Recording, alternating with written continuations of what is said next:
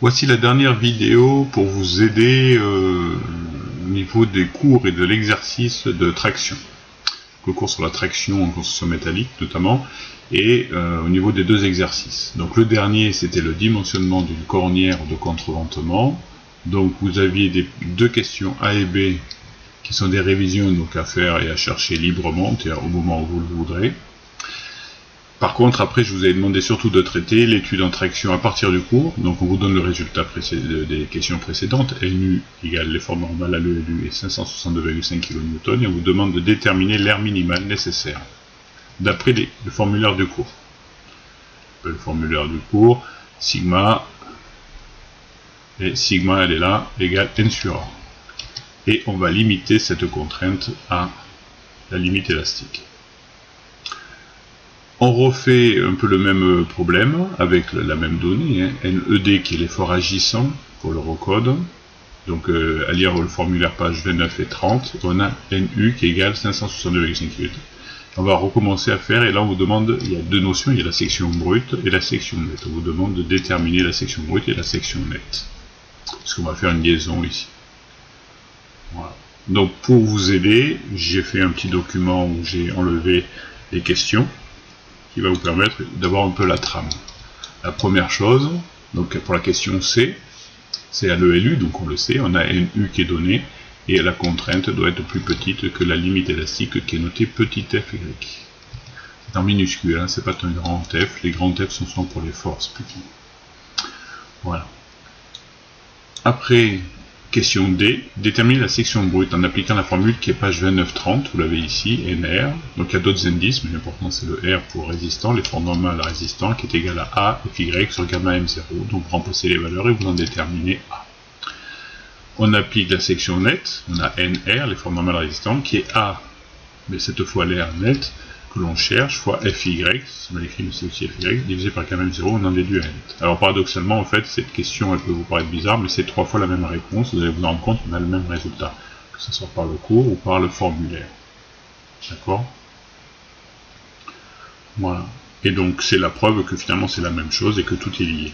Et le plus important, paradoxalement, c'est ce que j'avais oublié, c'est le calcul de l'air minimal pour choisir une cornière. Il faut bien choisir un élément, ou éventuellement vérifier si celui que l'on a va bien.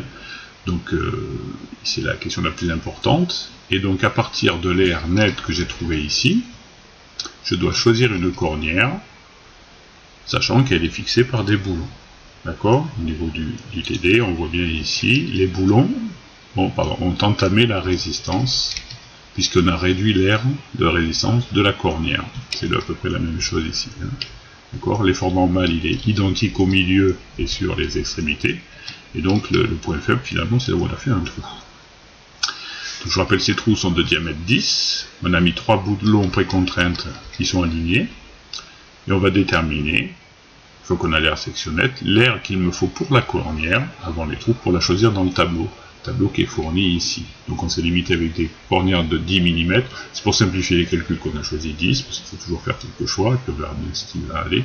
Et donc on aura l'air en rouge ici. L'air, c'est l'air brut complète de la cornière, mais moi il faut qu'elle soit supérieure à l'air, y compris avec des trous. Il faudra bien tenir compte qu'on va faire des trous dedans, et donc on va réduire cet air qui est là, rouge, qui va devenir une air nette, qui doit être plus grande. Voilà. Donc une fois qu'on a l'air global de la cornière, et bien à ce moment-là, on va pouvoir choisir dans le tableau en prenant le plus petit qui convient. Alors plus petit tout en étant supérieur à l'air. Voilà. Voilà. Donc nous allons, je vais vous rappeler donc les exercices à faire pendant les vacances. Donc pour ceux qui ne les ont pas fait, ceux qui les ont fait, il n'y a pas de souci. Donc on avait le premier exercice d'entraînement dimensionnement d'un tirant d'ancrage, donc ABCD, avec un petit piège où je ne donnerai pas de réponse, je vous laisserai un petit peu marronner, je m'en suis désolé, mais je trouve ça intéressant, de calculer l'allongement dans le petit a, c'est le plus compliqué finalement de l'exercice, hein. Personne n'a trouvé pour l'instant. Et puis après, B, C et D, qui sont des exercices surtout, des entraînements surtout calculatoires, qui prennent en compte soit une charge ELU, soit une charge ELS, avec des allongements qui peuvent varier, qui sont connus, pas connus, enfin on a toutes les possibilités d'études. Voilà. Donc là, une fois qu'on a fait ces 4 questions-là, on les a toutes traitées, il n'y en a pas plus pour la traction d'un acier. Dans ce cas-là, qui est un peu plus compliqué parce qu'on prend en compte l'exercice suivant la cornière, on va lire le formulaire page 29-30. Donc on a des formules et des choses qui peuvent être un peu plus complexes, difficiles à décrypter, mais globalement c'est le même problème. Là et là on fait qu'un dimensionnement, donc on cherche à avoir l'air, donc là pour choisir la cornière, l'air qu'il me faut. Donc en fait il faut se poser à la fin, on sait que c'est l'air net qui va être la plus critique, et donc on choisira la cornière, voilà, dans le tableau final. Voilà, donc et bien voilà pour ces exercices. Donc j'attends vos résultats, vous pouvez m'envoyer, je donne forcément pas systématiquement la réponse, tout ça, l'important c'est de faire proprement et d'avoir un bon raisonnement et de faire les choses proprement, calmement, pour bien comprendre le principe. Principe pour ce qui est de dimensionnement, de vérification de l'attraction, qu'on va reprendre à la rentrée pour la flexion. Voilà.